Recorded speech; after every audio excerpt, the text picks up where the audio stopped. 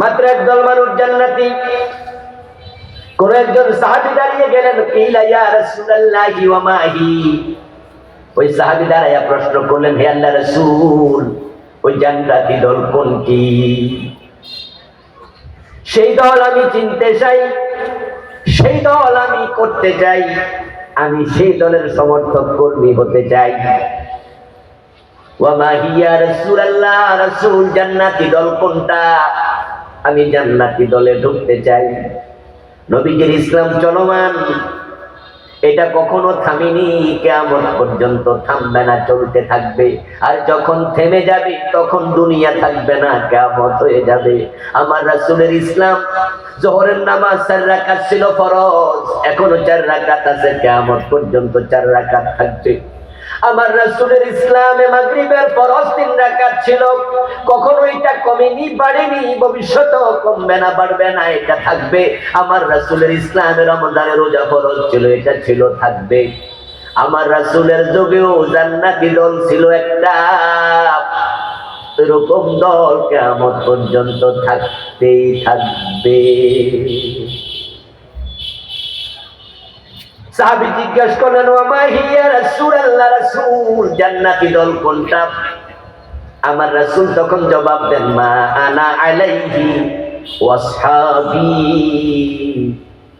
যাহার উপর আমি নবী প্রতিষ্ঠিত, আমার সাহাবারা প্রতিষ্ঠিত, যদি তুমি তার উপর প্রতিষ্ঠিত হও তুমিও জান্নাতি। মা আনা আলাইহি, যার উপর আমি। তো নবীজি কিসের উপর ছিলেন? ওহীর উপরে। এটা আবার কোরআনের অন্য আয়াতে আল্লাহ তাআলা বলেন, কুল ইন আত্তাবিউ ইল্লা মা ইউহা ইলাইয়া। হে রাসূল, উম্মতকে আপনি বলুন, জানায়া দেন যে ওহী আমার উপর নাযিল হয়, আমি নবী তাহা মানতে বাধ্য। ইন্নী আখাফু ইন আসাইতু রাব্বি আযাব ইয়াউমিন আযীম। এবার আয়াতের পরের অংশ হলো, আপনি উম্মতকে এটাও জানাইয়া দেন, যদি আমি ওহীর অমান্যতা করি, অবাধ্যতা করি, না মানি, কঠিন আযাবের দিনে আমারও ভয় হয়, আযাবের শাস্তি আল্লাহ আমারে দেবে, শাস্তি দেবে। ওই আযাবের ব্যাপারে আমি শঙ্কা করি যে ওহী মানে না, আল্লাহ তাকে ছাড় দেবে না। ইন্নী আখাফু, নিশ্চয় আমি আশঙ্কা করি, ভয় করি, আযাব ইয়াউমিন আযীম, মহান দিবসের আযাব। ওহী আমি মানি, এমন ভাবে মানেন তিনি। ওহী পরামর্শ দেওয়া হয়েছিল মহিলা চোরের হাত না কাটার জন্য। নবীজি তখন বললেন যে কি পরামর্শ দিচ্ছ, কি প্রস্তাব দিচ্ছ? এই মহিলার হাত না কাটা সেটা নয়, ওর জায়গায় যদি আমার মেয়ে ফাতেমা চুরি করে, আমি ফাতেমার হাতটাও কাটবই, আমি ফাতেমার হাতটাও কাটবই। কেন কাটবো? কোরআনের মাঝে, ওহীর মাঝে চোর ধরে হাত কাটার বিধান আছে না নাই? এই জন্য আমি নবী মুহাম্মদ ওহীকে এমন ভাবে ফলো করি, আমি আমার মেয়ে চুরি করলে তাকেও ছাড় দেব না। নবীজি ইসলামকে, ওহী কেমন ভাবে মানতেন? আমার নবী সাহাবারা মা আনা আলাইহি ওয়া আসহাবী, ঠিক রাসূলের মতো ইসলাম মানতেন। নবীজির ইসলাম সাহাবাদের ইসলামের মাঝে চুল পরিমাণ কোনো ব্যবধান ছিল না। আবু বকর সিদ্দিক রাদিয়াল্লাহু তাআলা আনহু ক্ষমতায় আসলেন, খলিফা হলেন। কিছুদিন পরে একদল লোক যাকাত দিতে অস্বীকার করলো। আবু বকর সিদ্দিক এটা শুনে বললেন তাদের সাথে জিহাদ হবে, যুদ্ধের ঘোষণা দিলেন। ফারুক আযম ওমর রাদিয়াল্লাহু তাআলা আনহু বললেন, আবু বকর, এই লোকগুলো যাকাত দেবে না বুঝলাম, কিন্তু নামাজ তো পড়ে, ওদের তো মাথায় টুপি, মুখে দাড়ি, এই নামাজি মানুষের বিরুদ্ধে আপনি তলোয়ার হাতে নেবেন কিভাবে? ওদের কল্লা কাটবেন কিভাবে? আবু বকর সিদ্দিক বললেন, ওমর, মান ফাররাকা লাউকাতিলান্না মান ফাররাকা বাইনাস সালাতি ওয়াজ যাকাত। আমি দৃঢ়তার সাথে ঘোষণা করছি, আপনার পরামর্শ দিচ্ছি না, যারা নামাজ পড়তে রাজি, যাকাত দিতে রাজি না, নামাজ এবং যাকাতকে আলাদা করে, আমার যুদ্ধ তাদের সাথে হবে। হযরত ওমর কিছু কনফিউজ, যে আবু বকর সিদ্দিক কি দৃঢ় হয়ে গেলেন, শক্ত হয়ে গেলেন, তাদের সাথে জিহাদের ঘোষণা দিলেন। হযরত আবু বকর সিদ্দিক হযরত ওমরের কাছে আরো বুঝাইয়া বিষয়টা ক্লিয়ার করছে, ব্যাখ্যা দিচ্ছে, নিজের দৃঢ়তার প্রমাণ করছে। তিনি আবার বলছেন, লাউ মানাউনি ক্বালা কানু ইউদ্দুনাহু ইলা রাসূলিল্লাহি লাকাতালতুহুম আলা মানঈ। আমার যুদ্ধের ঘোষণা শুনে মানুষগুলো যদি যাকাত দিতে রাজি হয়ে যায়, তারা খবর পাঠায় আবু বকর যুদ্ধ করবেন না, আমরা যাকাত দেব। তবে নবীজির সময় আমরা ওট দিতাম, যাকাতের ওট, সাথে রশি দিতাম, যেন বেঁধে টেনে মদিনায় নিতে পারে। কিন্তু আপনার যুগে ওট দেব, রশি দেব না। নবীজির যুগে ছাগল দিতাম, সাথে রশি দিতাম, গলায় লাগাইয়া যেন টেনে নিতে পারে। আপনার যুগে আমরা ছাগল দেব, রশি দেব না। আবু বকর বলে, নবীজির ইসলামের সাথে এই যে রশিটুকু দেব না, এটা যদি বলে এই পার্থক্য আবু বকর মানবে না, আমি রশির জন্য জিহাদ করব। মা আনা আলাইহি ওয়াসহাবি। হযরত ওমর যখন খলিফা, উনার ছেলে আবু শাহমা মদ পান করলো মিশরে। মদ পান করার পর তিনি এক যুদ্ধে গিয়েছিলেন, সেখানে ভুলে মদ পান করেছিলেন নবী ভেবে। কিন্তু পরক্ষণে তিনি মিশরের গভর্নর যিনি ছিলেন, নবীজির সাহাবী আমর ইবনুল আস রাদিয়াল্লাহু তাআলা আনহু, উনার কাছে গিয়ে গায়ের জামা খুলে দিয়ে বললেন যে, চাচা আমাকে 80 বেত দেন। মদিনায় ফিরে গেলে বাবা ওমর তো আমারে প্রশ্ন করবে, তুমি মদ পান করেছো। আমি তখন জবাব দেব, বাবা অপরাধীর চেহারা নিয়ে মদিনায় আসি নাই, পিঠের দিকে তাকাইয়া দেখো, আমি শাস্তি পিঠে নিয়ে এসেছি। আমর ইবনুল আস 80 বেত দিলেন। আবু শাহমা মদিনায় ফিরে গেলেন। হযরত ওমর জিজ্ঞাসা করলেন, ঠিকই কান থেকে কানে চলে গেছে খবর। জিজ্ঞাসা করলেন, আবু শাহমা যুদ্ধের মাঠে মদ পান করেছো? আমার কাছে খবর এসেছে। তিনি গায়ের জামা খুলে বললেন যে, বাবা পিছের দিকে তাকিয়ে দেখেন, আমি শাস্তি নিয়ে এসেছি। ওমর বললেন, দর্শককে মাশাআল্লাহ ভালো কাজ করছো, কত বেত? বলে, আব্বু 80 বেত। একজন সাক্ষী আনো। কে ছিল সেখানে যখন তোমাকে বেত দেয়? তখন আমর ইবনুল আস দরজা লাগিয়ে বেত দিয়েছিলেন, তাই কোনো সাক্ষী নাই। আবু শাহমা বলল, আব্বু আমি আর উনি কেউ তো সাক্ষী ছিল না। হযরত ওমর সাথে সাথে বললেন, বিচার ক্যান্সেল। আমর ইবনুল আসকে চিঠি লিখলেন, আমর তুমি মিশর থেকে মদিনায় হাজিরা দাও, তাড়াতাড়ি আসো আমার কাছে। আমর ইবনুল আস রাদিয়াল্লাহু তাআলা আনহু ফিরে আসলেন। হযরত ওমর জিজ্ঞাসা করলেন, ঘরের দরজা লাগাইয়া অপরাধীকে শাস্তি দেওয়ার বিধান কোথায় পেয়েছো? আগে তার ব্যাখ্যা দাও। কারণ কোরআনের বিধান হচ্ছে, ওয়ালিয়াশহাদ আযাবাহুমা তাইফাতুম মিনাল মুমিনিন। সূরা নূরে আল্লাহ বলে, যদি কেউ জিনা করে 100 বেত লাগাও, আর বেতটা ঘরের দরজা লাগাইয়া নয়, একদল মুমিনের সামনে পিটাও। একদল মুমিন যেন তা দেখে। ইসলামের সাইকোলজি হলো, যারা অপরাধী তারা শাস্তি পেয়ে নিবৃত্ত হবে, আর অন্যরা শাস্তি দেখে ভয়ে আর অপরাধ করবে না। একসাথে দুই গ্রুপ ভালো হয়ে যাক। ও আমর ইবনুল আস, দরজা লাগাইলা, এটা কোথায় পেয়েছো আগে সেটা বলো। আমর ইবনুল আস রাদিয়াল্লাহু তাআলা আনহু বলেন, আল্লাহর কসম আমিরুল মুমিনিন, আমি যত অপরাধীকে শাস্তি দিয়েছি আমার জীবনে, কাউকে ঘরের দরজা বন্ধ করে শাস্তি দেই নাই। আপনার ছেলেকে যখন দৌড়া দেওয়ার জন্য হাতে চাবুক নিয়েছি, তখন আপনার এই চেহারা আমার মানস পটে ভেসে উঠেছে। আপনি ওমর আপনার ছেলেকে মানুষের সামনে পিটালে আপনার ইজ্জতে আঘাত লাগতে পারে, আপনার পার্সোনালিটিতে লাগবে।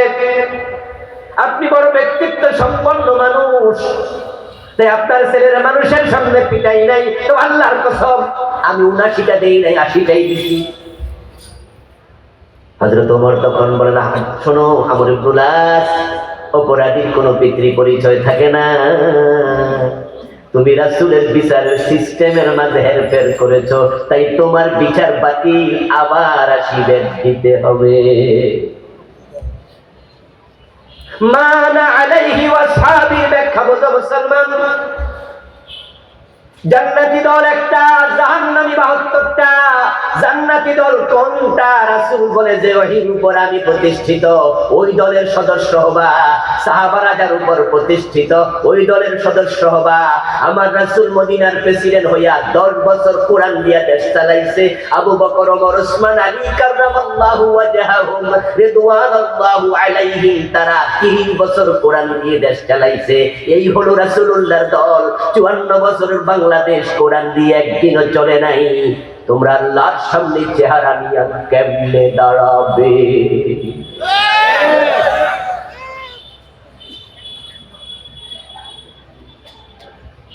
আমাদের ওয়াজগুলোকে কেউ কেউ মনে করে নামাজ রোজার ওয়াজ না করে রাজনীতির ওয়াজ কেন করে?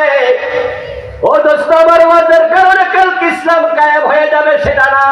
ব্যাপারটা এত সহজ না।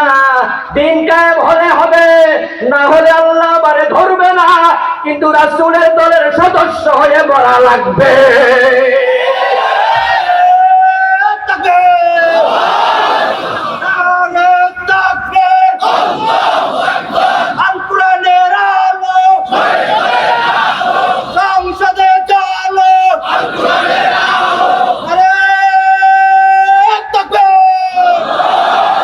আপনাদের কাছে আমার প্রশ্ন, আমি বলেছি নবীজির ইসলাম চলমান,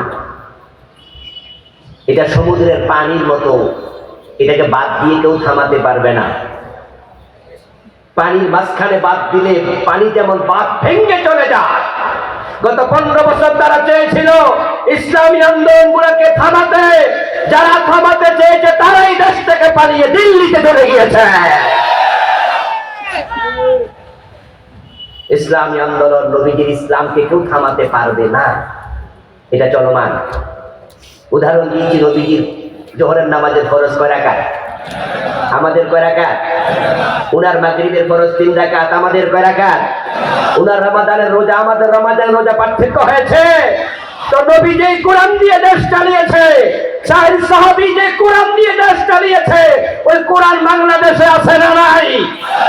নবীর কোরআন দিয়ে হাদিস দিয়ে দেশ চালাতে চায় এমন কিছু ইসলামী দলও আছে না নাই?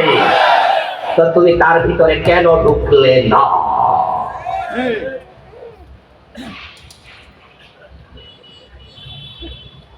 মরে যাবেন তো, আজরাইল এসে যাবে যে কোনো দিন। আপনি দিন কায়েমের দলে, কোরআনের বিজয়ের দলে আপনি আসেন নাই, ওহীর পক্ষে আপনি ছিলেন না, বরং আপনি মাইকের সামনে, টেলিভিশনের ক্যামেরায় সাক্ষাৎকার দিয়ে বলছেন যে আমরা শরিয়া আইনে বিশ্বাস করি না। আবার আপনি বলছেন যে মেয়েরা অধিকার দেয়নি পুরুষকে চাইল্ড বিয়ে করার। চাইল্ড বিয়ের কোনো বিধান বাংলাদেশে চলুক এমন দেশ আমরা চাই না। আপনি এক নেতা বলবেন শরীয়ত মানেন না, আরেক নেতা এসে বলবেন চাইল্ড বিয়ের ইসলামী আইন আমরা মানি না। আরে কোন পুরুষ চাইল্ড বিয়ে করবে কে করবে না সেটার বিধানও ইসলামে আছে, কিন্তু আপনি সরাসরি যদি বলেন যে চাইল্ড বিয়ে চলবে না, সরাসরি আপনার অবস্থান আল্লাহর কোরআনের বিরুদ্ধে। শরিয়া আইন আপনি মানবেন না, কি বললেন এটা? শরিয়া মানেই তো ইসলাম, শরীয়ত মানেই তো নামাজ, শরীয়ত মানেই তো রোজা, শরীয়ত মানেই তো জোরে ধরে হাত কাটা, শরীয়ত মানেই তো জেনা করলে 100 বেত লাগানো, শরীয়ত মানেই তো হত্যা মদ পান করলে 80 বেত লাগানো, শরীয়ত মানেই তো রোজা, শরীয়ত মানেই তো হজ। তো শরীয়ত মানি না মানে ইসলাম মানি না।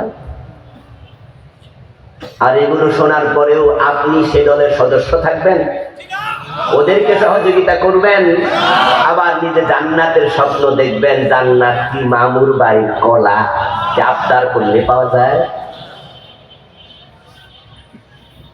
এই জন্য প্রিয় নবীজি সাল্লাল্লাহু আলাইহি ওয়াসাল্লাম বলেছেন যে আমার উম্মত ৭৩ দল হবে, জান্নাতি এক দল, শুধু কোরআনের দল, হাদিসের দল। মানুষ যখন মরে যায়, কবরে যখন লাশ রাখে, একটা দোয়া পড়া হয়, বিসমিল্লাহি ওয়া আলা মিল্লাতি রাসূলিল্লাহ। বাংলা অর্থ কি? বিসমিল্লাহি আল্লাহর নামে, ওয়া আলা মিল্লাতি রাসূলিল্লাহ, রাসূলের দলে দিয়ে দিলাম। আমরা যখন কবরে যাব সবাই কার দলে যাব? চুপ থাকা যাবে না, কথা বলুন, কার দলে? আপনি রাসূলের দলে যাবেন না তো পাবলিক আপনারা জোর করে দিবে, কারণ মরার পরে তো আপনার সাদা কাপড় পরাইয়া মাথা কিন্তু বাইন্দা দিব, ঠিক না? ঠ্যাঙে কোড়ার বাঁধবো, মাথায় বাঁধবো, গলানোর জায়গা নেই, বাইন্দা দিয়ে বুঝাইছে যাইবি করবে না। তা আপনারা সাদা কাপড়ের ভিতরে ঢুকাইয়া তারপরে কবরে রাখার সময় সবাই মিল্লা কইব রাসূলের দলে দিলাম, কিন্তু তো রাসূলের দলে যেহেতু যেতেই হবে, মরার পরে যাবেন না, আজকে যাওয়া দরকার। কোরআন হাদিসের দলে যেতে হয়, যেহেতু আজকে যেতে হবে। কোরআনের দলে আসতে কে কে রাজি? দুই হাত তুলে দেখান।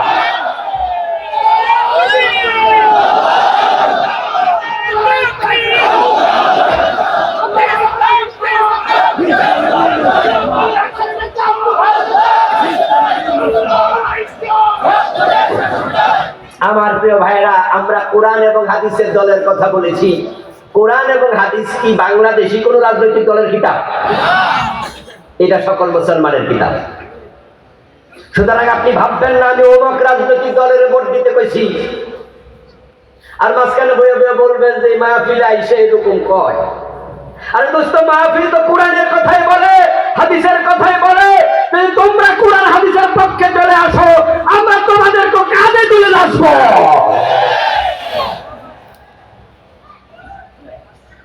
কিন্তু তোমরা বলবে আমরা শরিয়া আইন মানি না, তাহলে আমরা তোমাদের সাথে থাকি কেমনে? আমার প্রিয় ভাই, তওবা করো, ঈমান নবায়ন করো। মানুষ মাঝে মাঝে এমন কিছু কথা বলে, কথা বলার সাথে সাথে ঈমানটা চলে যায়। এই জন্য প্রিয় নবীজি বলছেন জাদ্দিদু ঈমানাকুম বিকাউলি লা ইলাহা ইল্লাল্লাহ। তোমরা মাঝে মাঝে কালেমা পড়ে তোমাদের ঈমানকে নবায়ন করে নিও। নবীজি সাল্লাল্লাহু আলাইহি ওয়াসাল্লামকে আল্লাহ তাআলা দ্বীনের বিজয়ের জন্য পাঠালেন, যেটা নবীজির জীবনের লক্ষ্য। 3টি সূরা থেকে শোনালাম।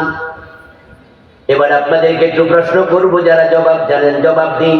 আমার রাসূল যখন বিদায় নেন তখন দ্বীন পরাজিত রেখে গেছেন না বিজয়ী? তাহলে নবীর জীবনের লক্ষ্যে তিনি 100% সফল। যখন তিনি পৃথিবীতে এসেছিলেন তখন যুগটার নাম ছিল আইয়ামে জাহিলিয়া।